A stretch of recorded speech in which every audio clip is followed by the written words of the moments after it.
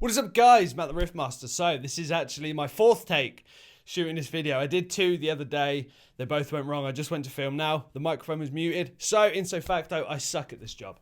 But CDs. We're going to be looking at my CD collection. Well, some from my CD collection.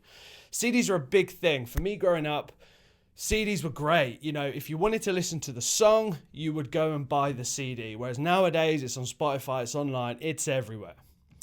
For me, buying CDs was a huge part of my life, brought me so much joy. I remember a new album came out, you'd go to HMV over here in the UK and you would buy the CD. You can still buy CDs today, it just doesn't have that same excitement, I feel, as it did back then. So, I'm going to share some CDs with you from my collection and let's take a trip down memory lane of the soundtracks of my life growing up. Let's get it. So guys, I got some CDs here from my collection, a nice little handful. I probably won't get through all of them because we'll be here all day and nobody wants that. But I'm going to go through a few and share the story with you from my past. It's quite a trip just looking at some of these and holding them. And it's just completely taking me back to the day. Because like I said, we're all into our music. Music has been like the number one factor in my life that's kept me sane. And it's been the same since I was little, and it's the same now. So where should we start? Let's start with this one, because this one has quite a good story. Right there. Metallica and Justice for All. We all know this album. A lot of us obviously have this album. But as you can see, mine's a little different. Mine has the logo cut out the front. And also, if you remember, inside the case, you had a picture of the band over this side here. That's no longer there. And here's why. When I was at school, we used to have these things called a planner, and we'd use it to write down our schedules for the day. Me, I was a little bit different. I never did that. I would just cut out my favourite band logos and my favourite band members, print pictures off the internet, and stick it in my planner. And here's why. And I would write down lyrics from songs in my planner. And the reason for that being is it's exactly the same today. I hated school, right? I absolutely hated it. It was one of the places I did not like to be. It made me feel uncomfortable being around all those nerds. And I was just thinking, I want to listen to Metallica and all these bands and just fucking... Ugh. So I would stick things like that on my planner. So when I'm there and I'm feeling, the anxiety, not feeling good, I would look and I'll see that I got all these guys next to me. The people that helped me escape from all these feelings, I had them with me all day through school, and it just made it a little bit easier knowing that.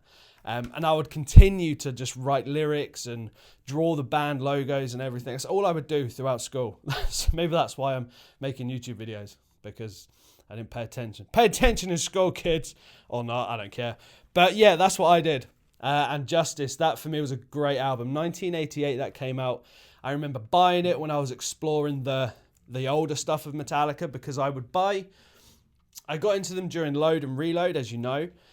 And then I went to explore the older albums. And I remember listening to this and just being obsessed, especially with one, because that song the music video was on Kerrang, and we'd always watch it. And I mean, listening to like Blackened, Justice, Harvester, mate, takes me back. Justice, show some love for Justice. Moving on. Okay, here's a good one. This is a trip. Right, wow. This one is an absolute ballbuster of an album that totally takes me back, and that is this, Iowa. Iowa by Slipknot. Now, I think we can all agree this is like the heaviest thing known to everything ever that Slipknot have done. It's brutal. It's ball-busting. You got songs like People Equal Shit, Disaster Piece, Everything Ends, Heretic Anthem. Oh, my God. Mate, what a trip. Me and my brother used to watch the music video to Left Behind, with the kid in the shitty rainy house and the band are playing in the rain, clown's eating his thumb. It's a brutal music video, and the song to go with it is just insanely heavy. And I remember my brother bought this album, and I'd always borrow it off him and listen to it. And he also, along the same time, bought the Disaster Piece DVD, which was fucking awesome. One DVD had like the music videos on, and then the other one was a huge live show. I remember watching it and just being completely fucking I think it was like I was in year 4 and we were doing like a paper mache mask thing and everyone was making like all these fucking stupid masks. And I ended up making the fucking Corey Taylor mask, the white one with the dreads and the black eyes. I remember making that. Year 4, I was so young and already apparently so fucked up. But yeah, Iowa, what a trip. Absolute trip. Great album. Let us know down below what you think of that. We got Load, Metallica. Nothing needs to be said. Like I said, that's what I will say. That's the first kind of time I got into them and was just hooked. There it is.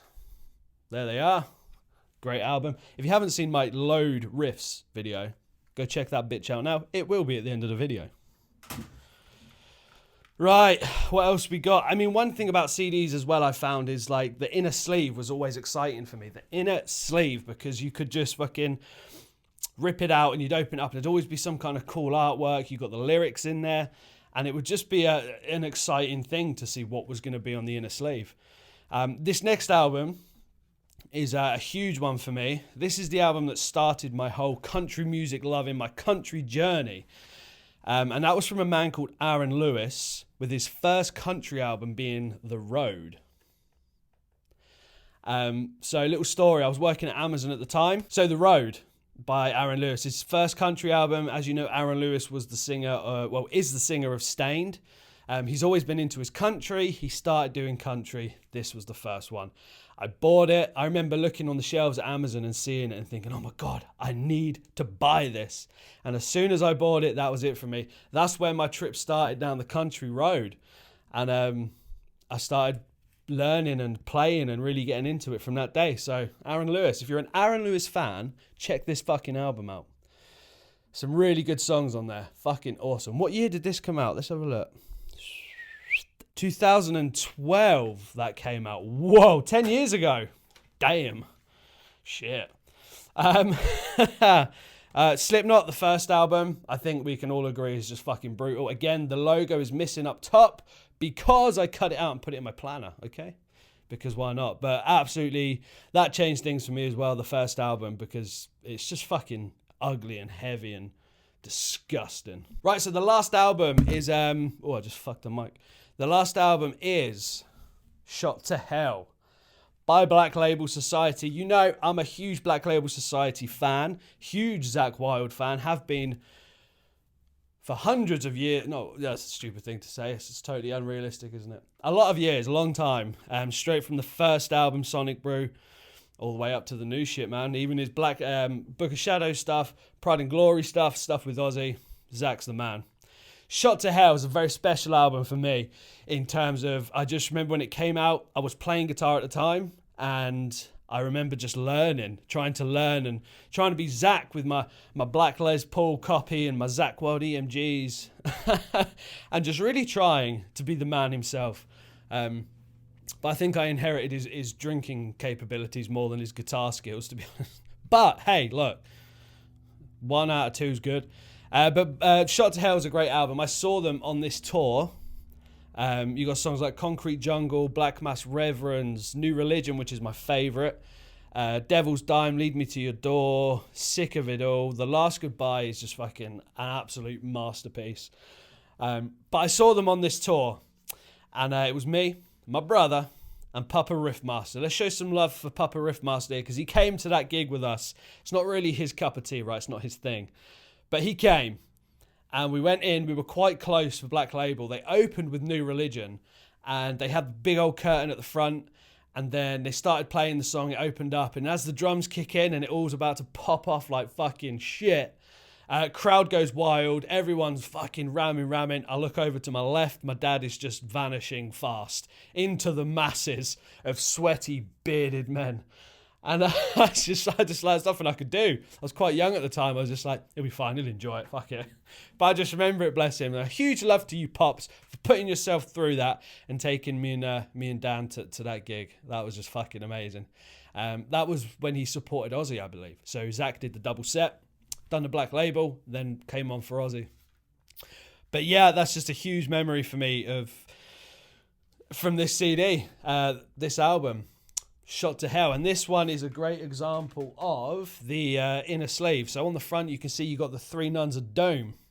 fucking praying over the Scully 8-ball. But, you know, they're not that innocent. You know, they're fucking filthy bitches. So you got a couple of demons in there, one of them being Zach, right there, which is cool. And you open it up, and it actually opens up as a cross, which looks pretty damn awesome. You can see here, right here, the cross here. You got like a nun with a cigarette and a cocktail. You got devils, and then down the middle, it's like on a pool table, snooker table, and it's got all the lyrics. And like I said, the inner sleeve was always a huge thing for me, man. People, I think, really underestimated the inner sleeve and didn't really pay attention to it because there's so much cool shit that you get on some of these. But this one is just super cool. The only thing I don't like is putting them back together because I fucking suck. That'll do. SDMF there with the Paul Q cross and the skull. But yeah, Shot to Hell, mate. Like I said, I remember listening to it all the time on my little CD player back in the day. Just being completely mesmerised by it. And just the almighty Zach Wilde. And the memory of that gig with my brother and my pops, which was just fucking insane. That was a great gig. Zach was, Black Label on point, Zach was on point, Ozzy was fucking amazing. And there we go. Shot to Hell, Black Label Society. So guys, there is a few CDs from my CD collection. Third time lucky. Hopefully this video will make it to you. If it doesn't, then fuck it, I'm done. But I hope you like this kind of little setup here. Trying to change it up a little bit for you guys viewing wise. And for me too, because changing it up is different. I like it. Don't forget, I am your mum's favourite YouTuber, so you should subscribe to this YouTube channel because you know that she is, okay? Invite your whole family to join and have fun. And guys, comment below some of your favourite CDs and what buying CDs means to you. Does it mean the same to you as it does to me? You might not give a shit. Let us know, but let us know your favourite CDs and some stories behind them.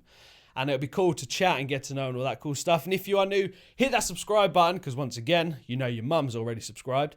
And guys, as always, rock out, be awesome. Go check out my Load Riffs video. I'll link it at the end. I actually will. Sometimes I say I will, but I never do. So I'm a piece of shit. But I will this time. I have to now. If I don't, I'm a bigger piece of shit. So guys, as always, rock out, be awesome. Let me know what you think of all this here, videos here, you know. And I'll see you in the next one, which is going to be quite good. Trust me. See ya! I don't have a pick to throw, so I'll throw the Nuns of Doom instead. Okay? Are you ready? It's terrible. I always miss. 3 times now I fucking missed the camera. Fuck you. See you guys!